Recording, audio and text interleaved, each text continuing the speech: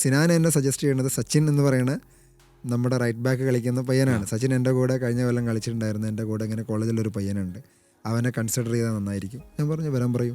എനിക്കതേ പറയാൻ പറ്റുള്ളൂ. കാരണം ഞാൻ കാണാത്ത ഒരാളെ ഞാൻ കാണുന്നത് വരെ എനിക്ക് അയാൾ നല്ല കളിക്കാരനാണോ അല്ലെങ്കിൽ ഇമ്പ്രൂവ് ചെയ്യേണ്ട കളിക്കാരനാണോ എന്ന് അറിയാൻ പറ്റില്ല.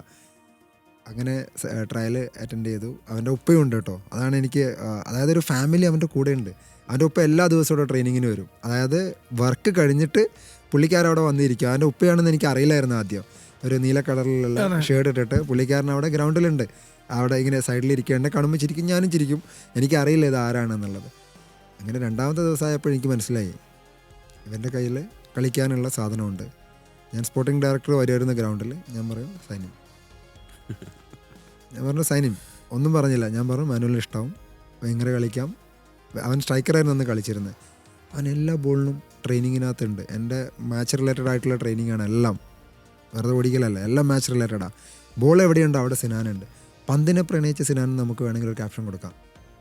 പന്ത് വിട്ട് കഴിഞ്ഞാൽ ആൾ തിരിച്ചു വരും. ഏതൊരു കോച്ചും ആഗ്രഹിക്കുന്നൊരു സാധനമാണ്. അത്രയും വർക്ക് റേറ്റ് ഉള്ള ഒരു കളിക്കാരൻ ഉണ്ടാകുക എന്നുള്ളത്. അത് പ്രത്യേകിച്ച് അവൻ്റെ നാടിനു കൂടെ ആകുമ്പോൾ പല കളികളിലും ഞാനത് കണ്ടിട്ടുണ്ട്.